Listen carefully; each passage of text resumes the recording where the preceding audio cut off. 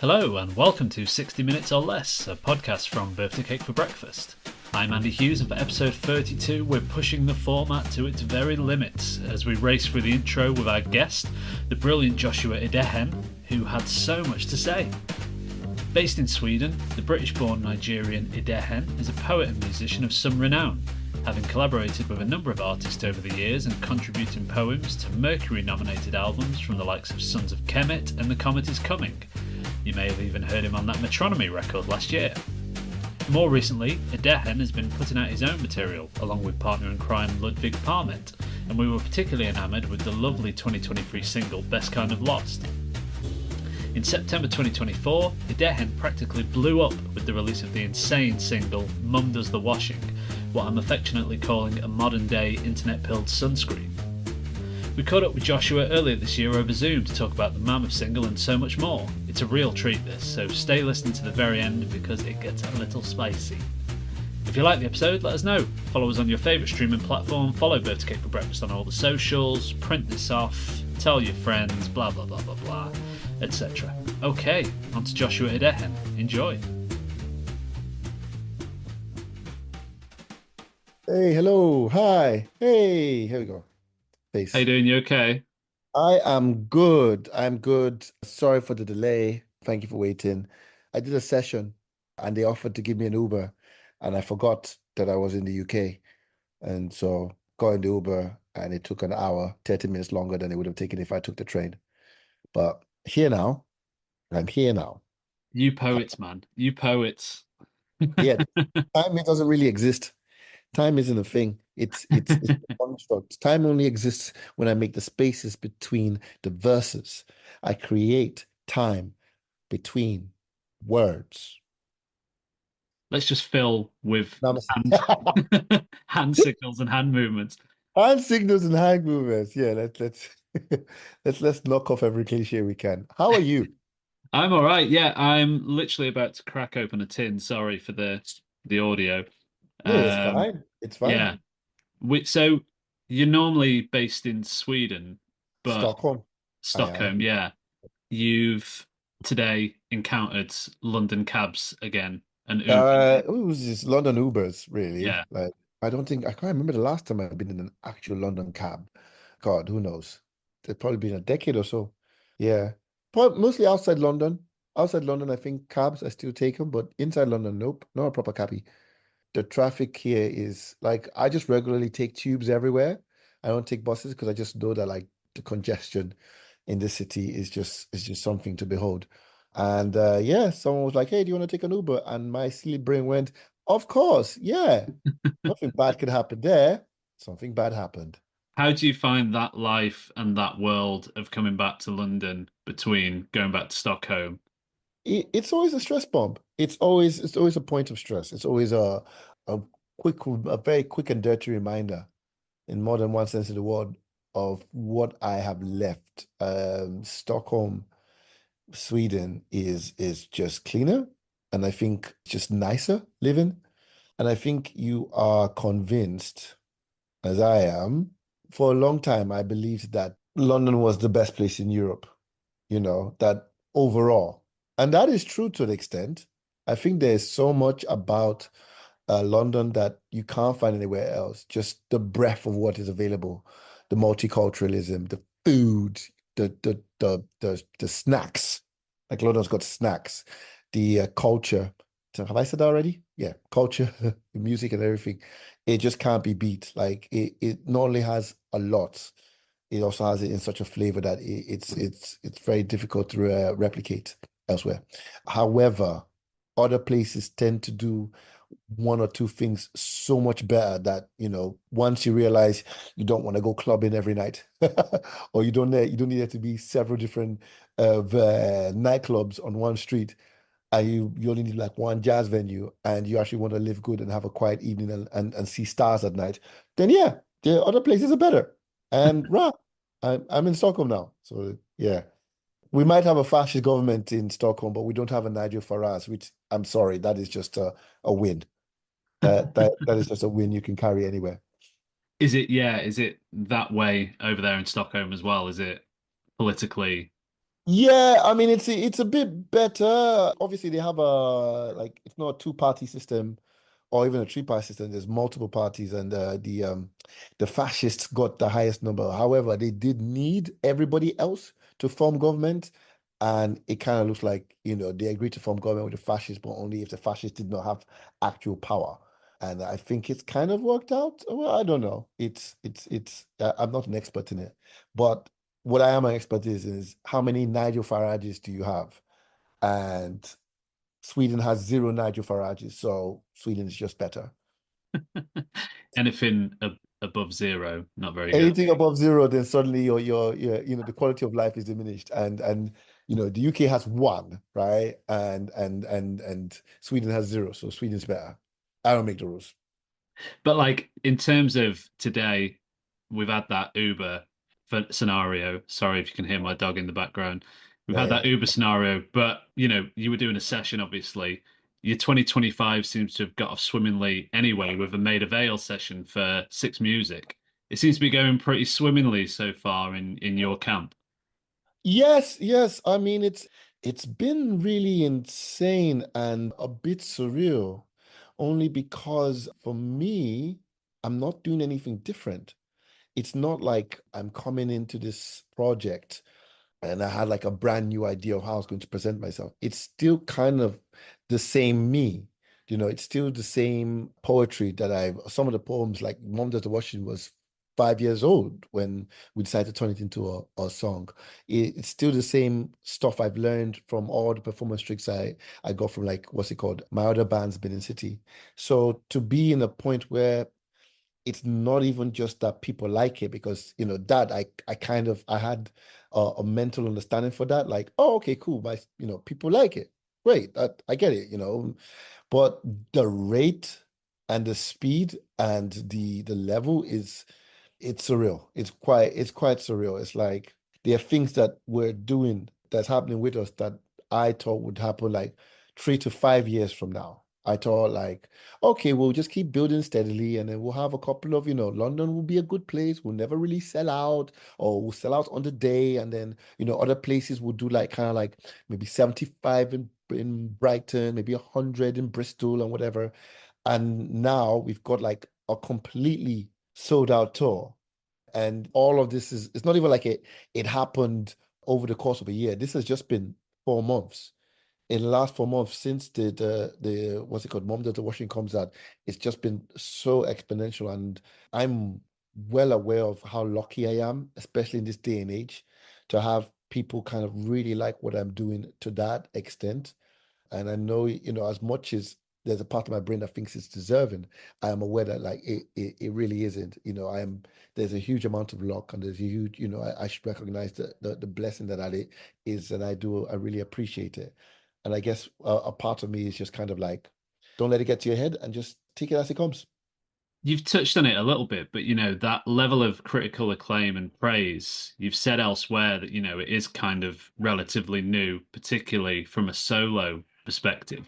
And it's made you realize kind of like how hard work it is required to make it to where you want to be. And like obviously you said, oh, maybe we'll get to this position. Whereas, as you say, off the back of the latest EP, it took like 3 months, let's say. How have you found that experience and growth and just realizing that it has been like, you kind of been escalated to it? Yeah, I would say that there is one thing that I've always known. I've always known that like the part of this career that I really wanted to get, I wanted to, I could leave as soon as possible would be the worry, having to worry. Like what I mean by that is we've sold out our tour with 12 weeks to go, right? Which means I don't have to worry about people coming down. I can worry about other stuff like, do I do a good performance? Do they like my performance? Well, will everybody turn up on the day? But that initial worry of like, is this going to work out? Are people going to come down to this show is gone. And I really appreciate that as someone who lives with a lot of intrusive thoughts and worries about if he's actually going to have an audience that appreciates the work. The speed at which it has happened and the fact that it's happening now is still a surreal event for me. It's still something that I'm just wrapping my head around. There's just so much that is kind of like it's taking a lot for me to kind of like take on. On my if you look at my Spotify, Spotify is the devil, but anyway, if you look at my Spotify, there's a song on there called Team for Us, which is a track I did with a good mate of mine, Scrimshire, who everyone should check out. He's like 07 if 07 was British. He's really, really cool. And Team for Us, we released it in 2018, 2019, and it slowly, steadily climbed up to 1 million. And as things, as music, as this stuff happens, you release a song, it comes out, and it's kind of like hot property for a while, and then the numbers go down, blah blah blah, whatever. And he called me up recently, just recent today. He called me up today and said that because of a playlist that I made, the This Is Joshua Idehen playlist, the numbers on that track have gone up, and that was just that completely floored me because for a very long time, I was never the artist that people reached out to because I was like of commercial value. Do you know, like, oh, let's stick Joshua Dehen on this track because it will increase numbers. That's never been me. I've always been people like me because I'm cool or I know them or, they wanted a spoken word artist. You know what I'm saying? Like that I knew I had creative value for most of my career. I knew that if I was on a track, it was because someone liked what I did. But to be at a point where, oh, potentially, because obviously things can change, but right now, the fact that I'm on a track, the playlist that I have on a track, just there is value beyond the creative that involves me is very humbling and is something that I haven't quite been able to kind of like wrap my head around, Yeah. I'm still, because it's like I've worked with like Sons of Kemet, I've worked with Comet is coming, Metronomy of recent, and you're just like, yeah, they're gonna have the numbers, and I'm gonna be one who's kind of like who sticks it on the CV. I'm the one who says, oh, I worked on my CV says I worked with the Comet is coming, or I worked with Sons of Kemet. To be in a point where it's like, rah, like people are want to listen to this for me is yeah, it's an exciting proposition and it's really lovely to be in. And I'm enjoying it as much as humanly possible without letting it get to my head. It is funny that Metronomy project that you talk about because those two EPs that Joe Mount has done are great in terms of like getting Folly Group in and that track with Pan Amsterdam and stuff and yourself, obviously.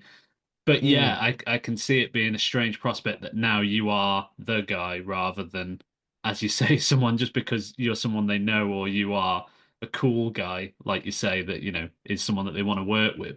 But how has it been being a part of that still with like, bands that have got the Mercury nod with their records that you've appeared on and stuff? Well, as someone who's worked with three bands that have got the Mercury nod,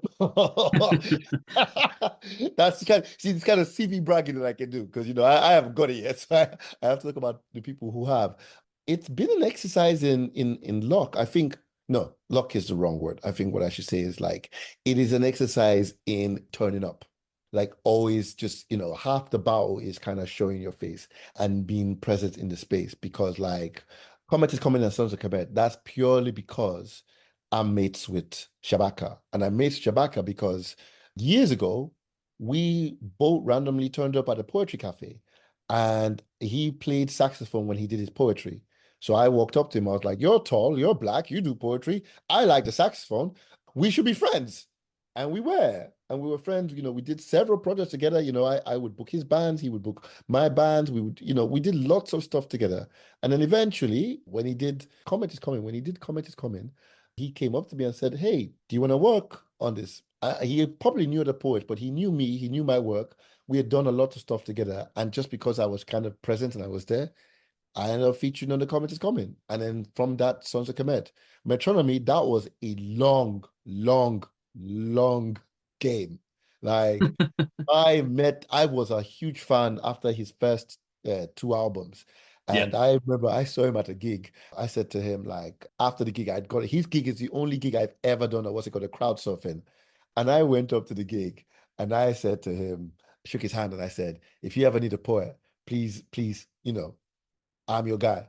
Now, obviously, I'm pretty certain at that point he didn't really think anything of it. However, right, I noticed that they had released something on the label Moshi Moshi. So I made it like a goal of mine that I was going to gets off a release with Moshi Moshi.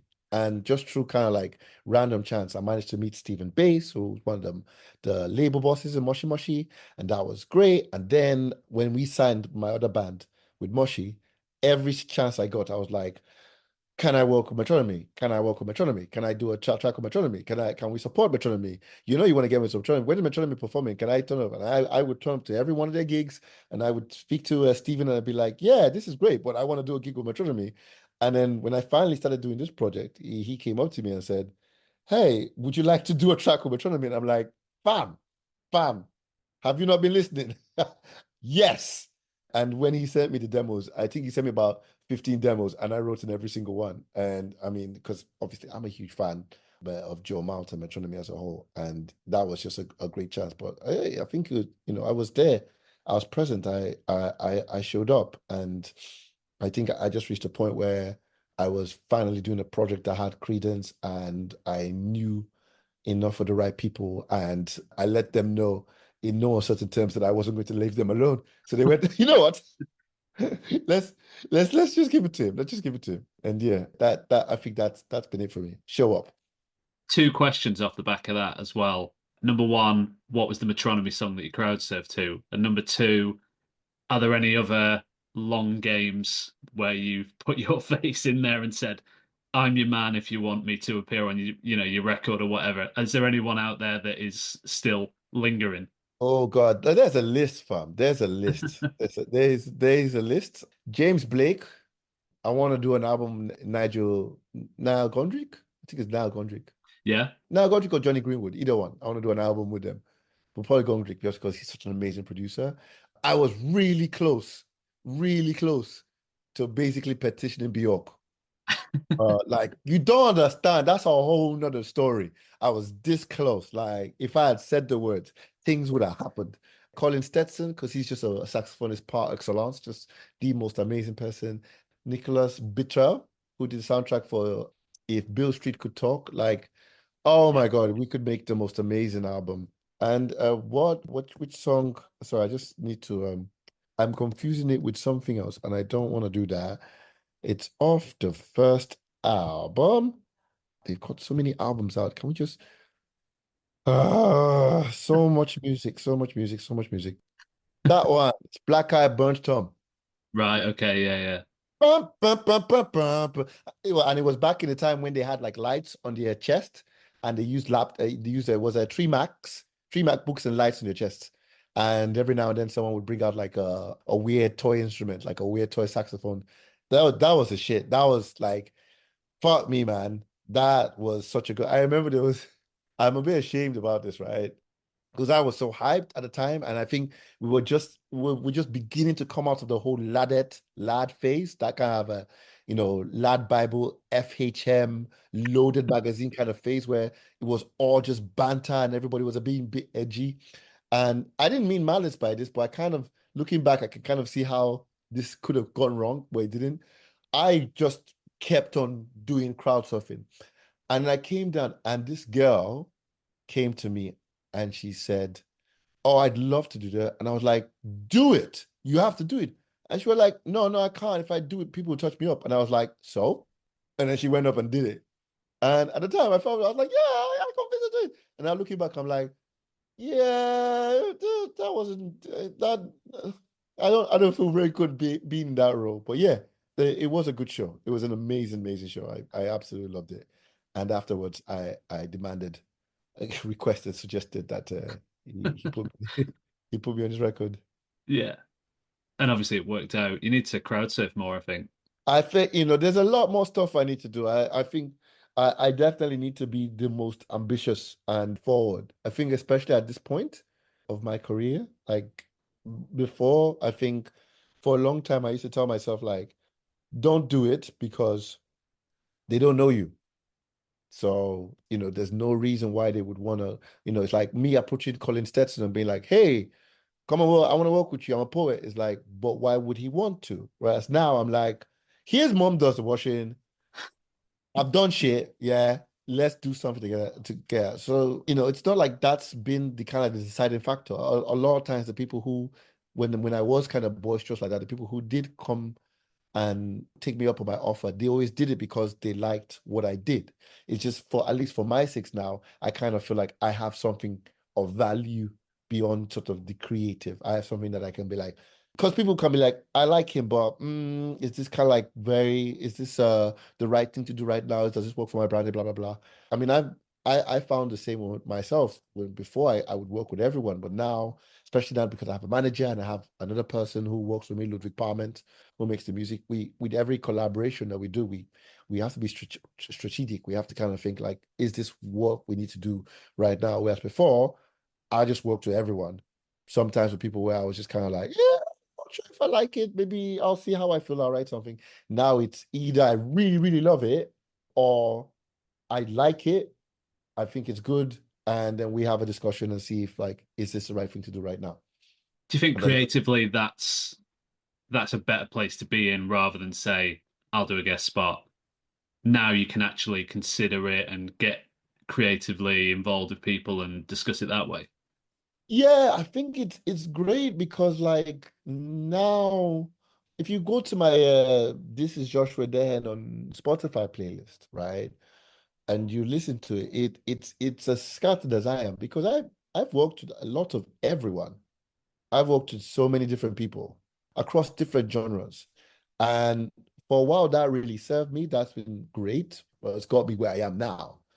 But right, the disadvantage of that is that a lot of people haven't really understood what my sound is because I essentially worked with everyone. It's like if you liked, if you even if you liked like one band that I did, for example, Benin City, we had one track called All Smoke No Fire, which sounded like a drill track, right? And then the next song we released after that was Rave. Yes. So it's like if you heard us on One Extra where All Smoke No Fire was played, and then the next track couldn't be played in One Extra because it's Rave, and I'm singing. And I didn't want to be hemmed in. I didn't want to be in a genre, and that's great. But also, I think in my head, I kind of like was a lot more interested in trying to do everything. And there's a reason why people don't listen to Gotti anymore because he didn't want to make the same track he did all the time. The advantages and disadvantages to all of that. And until recently, I think until I started doing a lot more jazz, people didn't really have a space to put me. And I the reasons why that kind of why I did that, one was because I really did enjoy working with everything. And another is because I was really afraid of the time when no one would be asking, when I wouldn't get another offer, when it'd be that gap between sort of the last time I was asked to do something and the next one. So I just did a lot of everything. It did mean that like a lot of times I end up just doing one good track in a genre I had no business being in. Like I've done a track on a metal band. I've done something with, several jazz bands, done something with like electronica, left electronica of just different flavors. And I've done a whole bloody rave EP that very little people listen to. And now, because we're sticking with dance and we're doing house, which is a genre I really love, and we're making music and it's appreciated in that genre. There's now like a bit of protection that has to go with that. How we are perceived and who we want to work with. I can't just go and decide that I'm going to make I don't know, country music, for example, because it's like doesn't it doesn't fit with the catalog I'm trying to build. And I'm someone who does appreciate that from an artist. Why wouldn't I? You go to artists for certain things, and I've decided to limit myself to a certain side of myself in terms of this project, spinning my grief into joy, and a certain kind of sound. And I'm thankfully in the place where I don't have to rush out and work with everyone. I can take my time and I can pick things that work within the field that I've chosen. Hearing yourself say that, are you a bit gutted that you never got the country nod? It's every now and then, what's it called? Someone offers a song that I'm like, oh yeah, I can still see how little old me would have done this track. Like, there's a good mate of mine. We've kind of it's more like an acquaintance. It's just an acquaintance who I've really got on with, right? We did a couple of tracks like this kind of like horrorcore rap, kind of rap that, it's a bit industrial, it's a bit dubstep, right? And we did one track together and it did really well, yeah. But we never, for several reasons, we never got a chance to do another thing. Okay. And then recently, I had sent him a lot of tracks. He had sort of disappeared. And then recently he got back and he was like, hey, yeah, I'm starting up again. I'm working with this guy and we're doing quite well. Really good numbers. Everything's all good. And they had worked on a track and they had used my voice in it. So I didn't even need to record anything new. It just had my voice. And they wanted it to be like this guy, Joshua Dehan, because at the time when I wrote this particular verse, I was very depressed. I'm like, the world's gonna end, everyone's dying, murder, blah, rah, rah, like, wham, wham, blah. And I listened to it and I jumped up and down, right? Because it was a really cool track. And I remember I played it to Ludwig, and Ludwig was like, yeah, but no one's gonna listen to that and then go back to Don't You Give Up on Me. And I was like, yeah, I can't have my name on this. Oh man. So I had to tell him, like, you can release it, but my name can't be on it. And he didn't release it. So yeah, that's kind of where I am. Not a lot of things are within my wheelhouse as they used to be anymore. I think that's just part of being professional. That's a part of taking this seriously. It's like, what do you want to be known for? Like, yeah, Dolly Parton can make a pop song, but she's a country artist. Do you know what I mean? Like, Jay-Z, I'm not saying I'm Jay-Z or Dolly Parton. I'm not saying that. Just don't come for me. Don't cancel me, I right? can't wait for the You know what I'm Guardian. saying? Yeah. Yeah, Jay-Z, he's made tracks with Coldplay and Linkin Park, but there's a thing he's known for, and that's what he does. And yeah, it's I think for me, part of taking this seriously is limiting yourself and choosing your battles and choosing what you're and building your portfolio on that. And I think I'm quite lucky that not only do I have a team that see what I can't see, a producer who has been through the same challenges I have and has taken on this new challenge with me. And also, like, we have gotten the best indicator that, the best encouragement that we should do what we're doing, which is appreciation from people. Because it's all kind of like lovely to chat about, like, oh, stick to a genre, stick to a thing, do one thing, blah, blah, blah. But if people like the thing you're doing, then it's bloody easy to do it. It's even more difficult for you to go like, oh yeah, people really like the songs I'm putting out. I'm gonna change. I want a challenge. I'm gonna do a Brexit to my new music. Yeah. But yeah, that's what I have to say on that. On that, this has all come off the back of Mum Does the Washing Uh-huh. and title track massive. You've talked about it a few times already. It's like a modern day internet pilled sunscreen. Did you know when you wrote it that you were onto a winner? Because obviously it's as far as I'm aware, it's taken like some time to come together from Twitter threads to poetry to what it's become. Yeah, well, the answer is complicated. Yeah. When I wrote it as a Twitter thread, I wrote it for my friends. Yeah, on Twitter, because being part of this anti-Gamergate thing, it was just a bunch of people who decided that, the Nazis who had decided to kind of like invade video game spaces, we're not going to win. We weren't going to let them win. And so we were on Twitter, they think called anti-threat. And so we would basically kind of like write memes and, send jokes to each other. And I wrote that as a joke that I was going to share with my mates and be like, ha ha ha, look at this funny thing I've done, just completely separate from the whole kind of like our political affiliations. And what had happened was over the course of 5 years, it went viral several times on Twitter. It went viral in different parts of the world, in different parts of Twitter, in different parts of the world. Every year from 2015, it would go viral in like a different country, like South Africa or Brazil, and I would get fans from those places, who unfortunately would think I was always funny, and then they got hit by the depression because between 2015 and 2024, I went through a lot of depression. Like, oh, let's follow Joshua. He's funny. And then, noops. And then when we started this new project, I used to perform it as a poem a cappella in the sets. And we quickly stopped doing that because we felt like we were already doing poetry and music. To then take the music out was A, disrespectful to Ludwig, and B, not respectful to the music into set or what we're trying to do. It was only last year that I said to Ludwig while we're working on the album, why don't we turn this into a song? Now, I knew, right? I felt that the song would do well online. I felt if we made clips of it and we put it on Instagram, that we could get people chatting about a bit of it. Just because of what had happened before on Twitter, I was like, okay, I know this is funny. I know people appreciate this. So I believe that there is some groove to come out of this.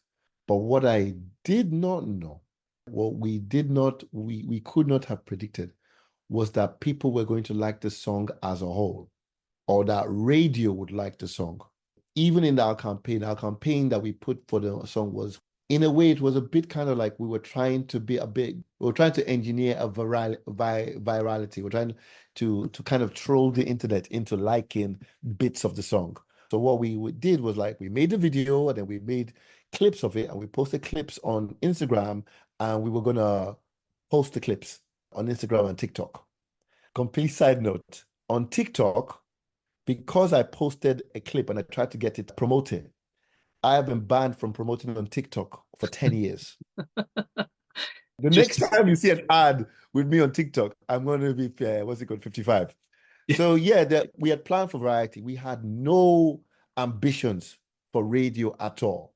We had no ambitions for even Spotify playlists. And at this point, we have not gotten any editorial playlists from Spotify at all. Like no editorials. It's all just been algorithmic. that does I seem think, mad.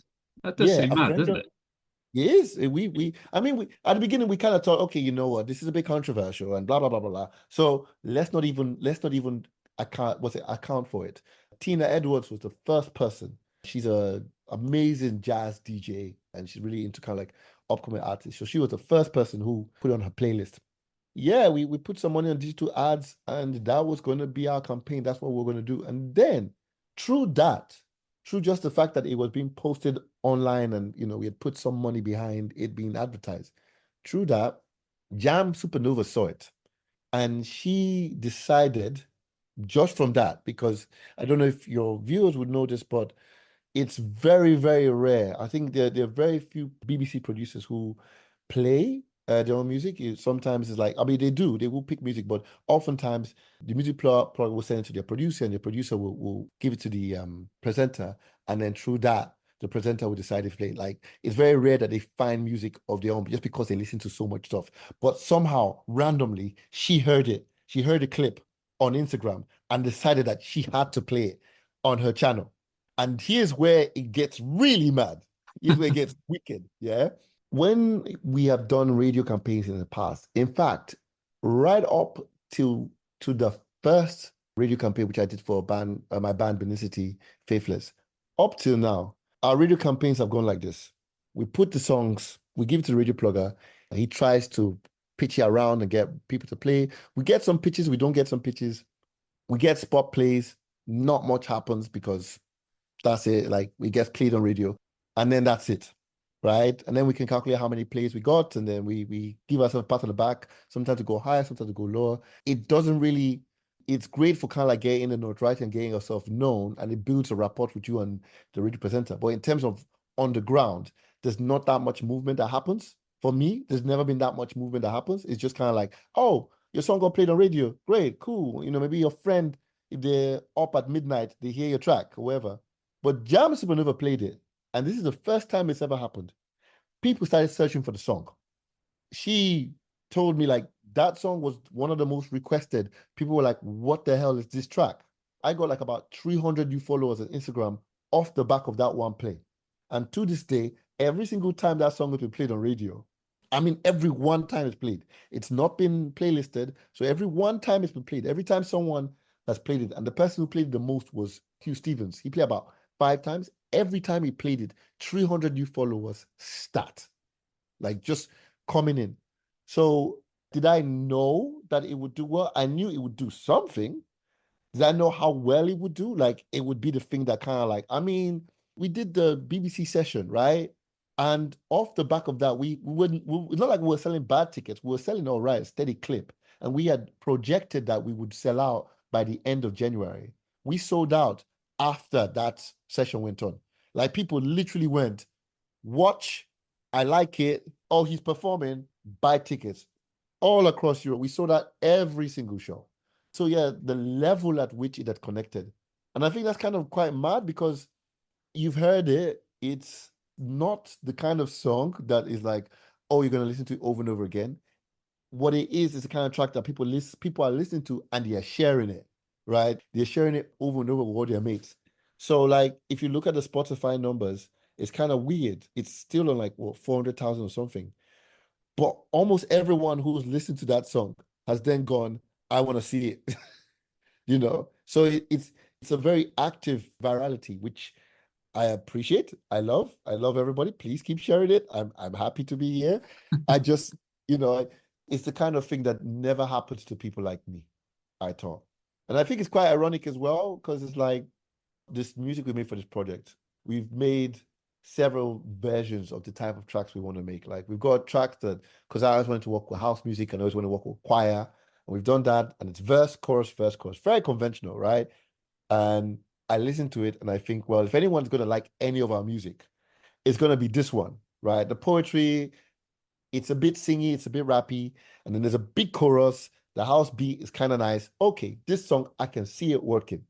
And then his mom does the worship, which is just beat poem, right? Right? It's like it is relentless. It is just 4 to 5. It's 5 minutes long. So it's not even like a radio edit. It's long, it's hard, it doesn't stop, and then it ends, right? Nobody's gonna be playing at no dinner parties. You get me? I mean, they might do ironically, but it's not the kind of like, oh, I want to relax. I'm gonna listen to mom does the washing. It's you are in the mood for it, right? And that's the one. That's the one they picked. Yeah, it's exciting, strange days. Yeah.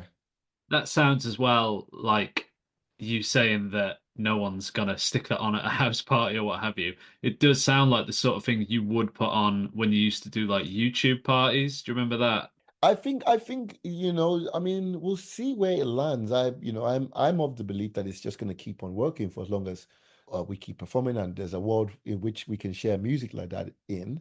And I think if fingers and toes crossed, should this happen for us, if it enters the same kind of space that something like Thou Shalt Always Kill by Dan Lasac versus Scroobius Pip entered, or Insomnia by Faithless, where it achieves this kind of like, it's not just viral, it's kind of like it's a shared cultural reference, then yeah, of course, I can totally imagine it being played in because then everyone is quoting stuff to each other and they're all saying lines and it can enter that space. Or even something like Once in a Lifetime, a song that I covered, you can kind of imagine I can kind of imagine once in a lifetime, like when it comes out and it's doing its business because everyone thinks it's this weird song with this weird guy. And people are liking it, they're sharing it, but then when it blows up, like really, really blows up, and everyone is saying the lines to each other, then yeah, you can imagine people would play it in their playlist because a lot of those playlists it's when you're talking like weddings or like you said, YouTube playlists where it's a bunch of mates who all share from the same cultural gene pool, right? It's much less about is this song good, or rather, are people going to flip out when they hear this, and are we going to have a moment? You know what I mean? It's like Barana Mama, or I'm not saying those songs, it's not about good or bad. It's about like, were we all around when this came out? Do we all share a moment with this song? And yeah, I feel that's the pathway for Mom Does the Washing. When we made we made it mostly for us, and we made it with like none of that kind of like that this song in and of itself would be the one, you know. We thought it would be controversial. We thought, we could get a couple of shares of the video, but for it to be like, okay, the show I'm doing in the Jazz Cafe, which is about 500 cap, it's very likely that a good 2/3 of the people who are coming to that show have not only not seen me before, but also only came down because they heard Mom Does the Washing. And that is such a weird space to be in, for me anyway. One of those 500 people as well being your mum, by all Yes. accounts. Oh my God, yeah, That's yeah. still on the cards. You said on one of your socials that if the gig sold out at the jazz cafe, that you were going to bring your mum and then sells out. Yeah, yeah, yeah. And I've told her she has to come now. Like one of my brothers has agreed to bring her down. So that is actually happening. Two reasons why, because the thing is like my mom was not the most supportive, but mostly because she didn't really understand it and because, she was worried. I think if you're coming from a working middle class background and everyone is struggling, your son tells you that he's going to do poetry for a living, you're going to be like, what? And so that another reason she works at night. She's never been to a gig of mine. And also, I think for me, there was a bit of pride there where I was like, I'm gonna invite you to my show, and it's gonna be the good gig. I'm gonna invite you to the best gig I'm doing. And so I've done a lot of projects where never really sold out, and it was never kind of like it never felt like this was the one. But the Jazz Cafe, I've been dying to go back and perform there. So to perform there and then to headline there for the first time and then to sell it out. I just thought like rather than wait for like, what I'm gonna do, Village Underground or Coco, just like, nope, nope, nope. Get your flowers on the hair. This is the moment. This is the venue where you saw DJ Jazzy Jeff and Floetry. So here's where you're gonna invite her down. So yeah, she's coming down. We've got table for her and everything. You mentioned elsewhere, and I've gathered that you seem to find inspiration and influences from a range of sources. So, like David Byrne with the cover that you did on the latest EP, your family, your therapist, toilet attendants, elderly neighbors. Do you just grasp things from everywhere? And are you a notes on the phone type of guy, or are you? It's a bit of everything, to be honest. Like, oftentimes it will be a line that holds everything together. It'll be a single line. Like with my neighbor, when we were talking, because that the first part of Could Be Forever, that all happened. He got into the lift and we're going up and we're talking about, and he was like, yeah, he was talking about his part. He was like, yeah, she didn't remember. She forgot her daughter yesterday, but sometimes she comes back. Nobody tells you that true love is costly. And I was like, oh, that's sad. But in my brain, I was like, ding, ding, ding. Remember that. Remember that. Remember that. You gotta use that. And then everything kind of like fit in from that point on the EP, sorry, the mixtape, End of the Line. I knew I wanted to write something about sort of me and a bunch of friends falling out. I had gone out with some friends and we said, I think I overheard someone saying that they were talking about this song it was like a bop, it was like a nightclub banger, but it was a sad story underneath. And the guy said, Tears in the Dance Floor. And again, my brain went, gotta remember that. Tears in the Dance Floor. That's something in there. And sometimes it's lines of my own. I do sometimes come up with scenarios in my head, and then sometimes I will come up with a line, and sometimes it's someone else's. It's always either the way someone said it or the actual words they use that I suddenly feel like, oh, I have to create a world in which this line exists. I have to create a world in which I get to say this. Yeah. And I've heard something interesting that you said elsewhere, where you said at the time when you were growing up, talking about your friends, and they were saying what you've just said about that line that you poached for the end of that one track. When you were growing up, the thing that was hitting you from like a word standpoint wasn't like the music you were listening to. Sometimes it was poetry that was hitting you in a certain way. Mm. How was that impacting you when you were, because I take it when that occurred, you were quite young. How was that, and what was it about poetry that was hitting you rather than certain hip hop songs that you were listening to? And how did that kind of work in the circles that you were in? Yeah, well, I've had a complicated relationship with hip hop. For a long time, I wasn't really into words when it came to hip hop. I was into the flow. I was one of the people who preferred rappers who used funny voices and had like a certain fluidity to their lyricism. And I couldn't tell you what the hell they said. I was like, yeah, it's just a flow. And then I came to the UK when I was 20 and I discovered a conscious rap, but it was still very American. So there was that. But then I discovered, what's his name? Dizzy Rascal one night coming back from work late in the night when switched on Channel U, which I thought was a joke channel because all the videos were very cheap. And I didn't really I didn't rate grime at all at the time. And then when I saw I Love You by Diz Rascal, it was not just that, the fact that it sounded so weird and it sounded like everything that I felt a lot of UK rap was hiding from, like the accent, the way he used his voice, the way he would sometimes squeal, his use of slang, terminology, and all of that, and then the beats, how it sounded, it completely just refused to sound like normal hip hop, like American hip hop. It was like its own thing. It had, it was pushing out garage more than it was anything else. And in terms of the lyricism, because at the end of the video for I Love You, there was a little snippet from the song called Vexed, which for me, he wasn't talking about some faraway land, some mythical place called Queens or Brooklyn, as you would hear from American hip hop.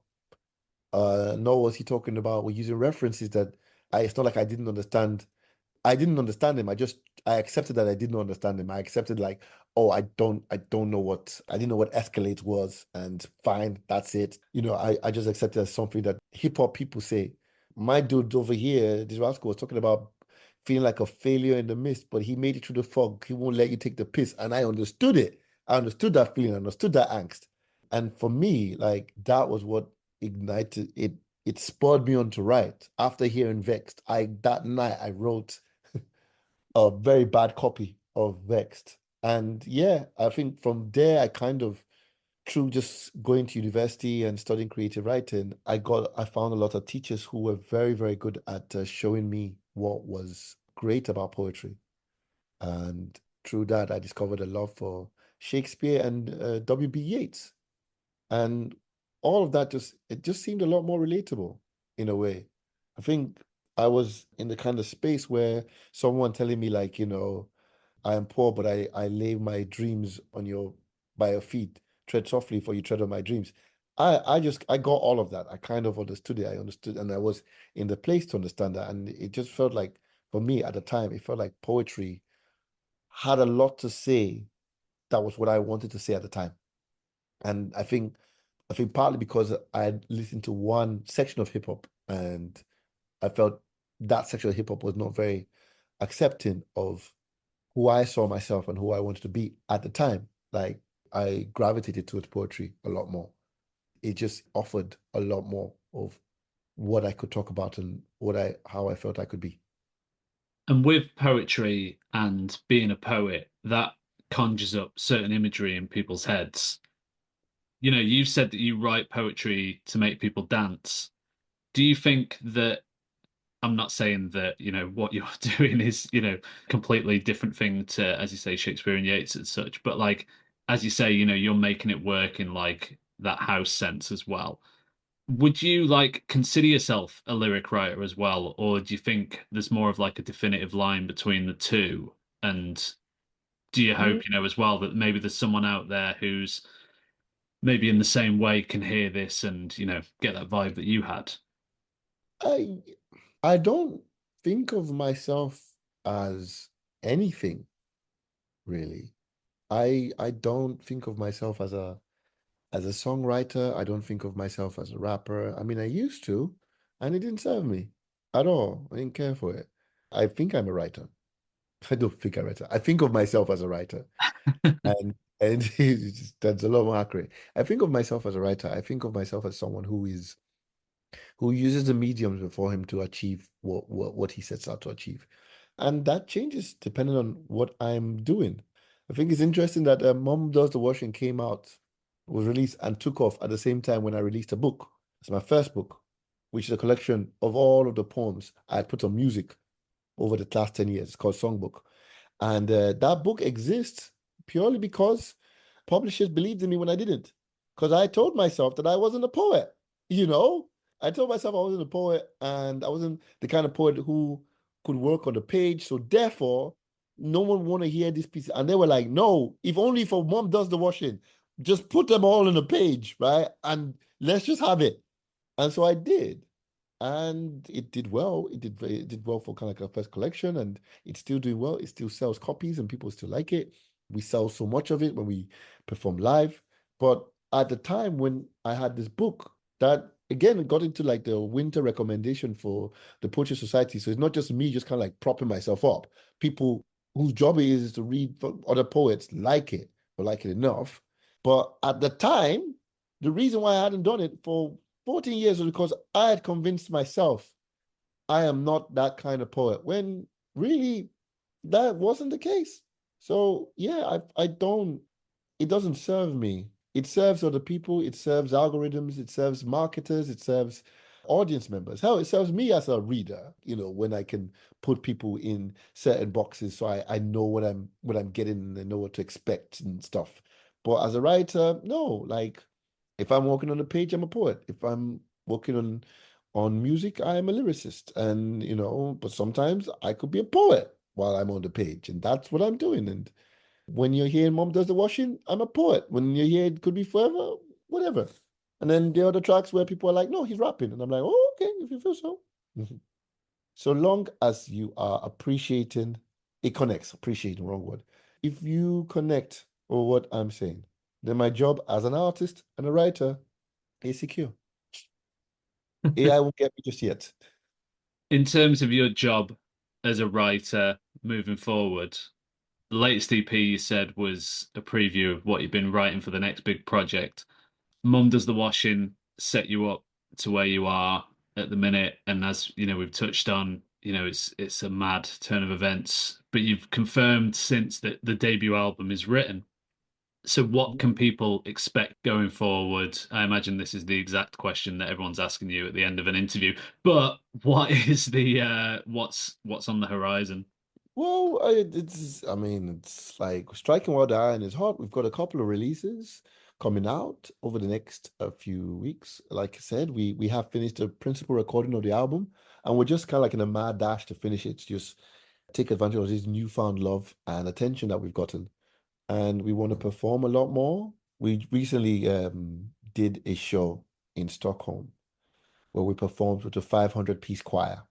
And what was mad about that was when the choir master told me how many people were performing it, my brain has just decided that no, you are not performing 500. That is too large a number. You misheard him, and don't ask him again, otherwise you look stupid. He said 34. So I went around telling people it was 34. And 34 seems like it's a big number. 34 people on stage. Are you kidding me? That's big. So I turn up and they're like, why are there so many people on the stage? And it's like, these are people, this is choir. 500. And after doing it, me and Ludwig, we came down and we both said that like there's so much leg room for how far we can grow this project, right? And there's so much we want to do. At the moment, it's just me and Ludwig who are performing. And the show, it's been amazing. It's great. It's such a tight setup that we can do. And obviously it's kind of like from the tradition of like hip hop and Dan Lesag versus Scroobius Pip and Faithless when they started.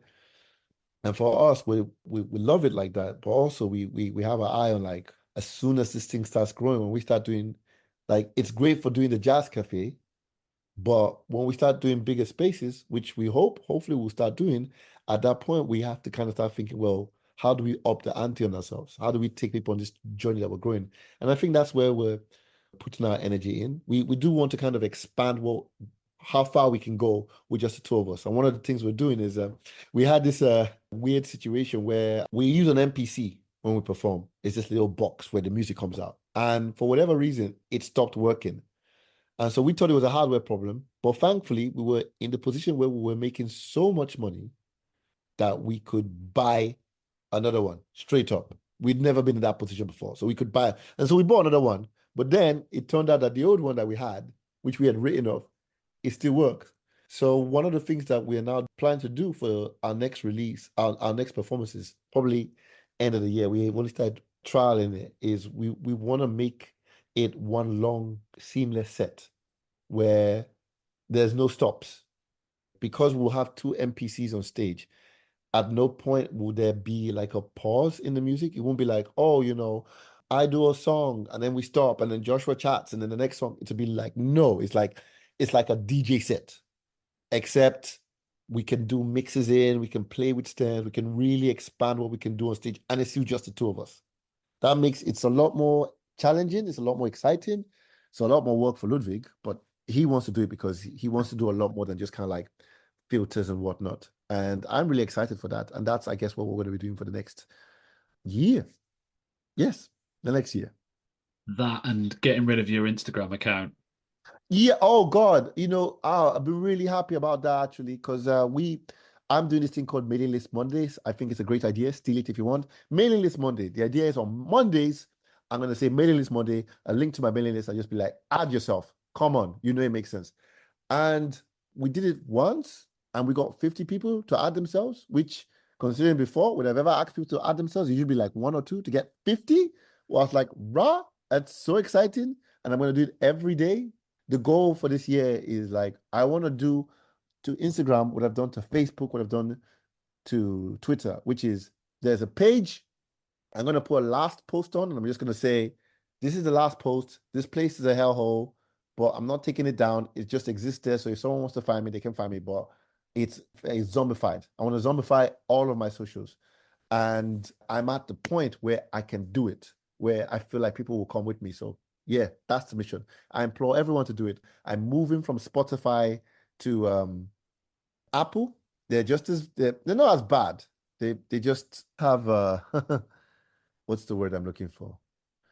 Problems that aren't as bad to the artists as Spotify.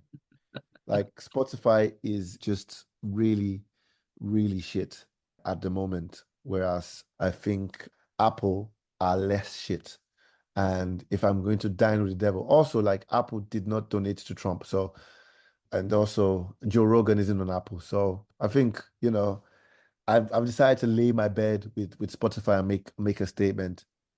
And also, yeah, Apple at least pays people and doesn't really count how many views they got, and doesn't take the money that it makes from all the views of people who are earning less than 1,000 plays, and then puts it to money to give to Donald Trump, and then on the playlist decide to create a bunch of fake AR artists and then plug them in because lo-fi beats, no one cares who the artist is, so they can create people out of thin air AI, and then just the money is supposed to pay people of which is not even paying us that much, 0.003, whatever percentage, is giving back to themselves. Like, okay, you know what? I'll just go with Apple. I have an Apple Watch. I have a MacBook.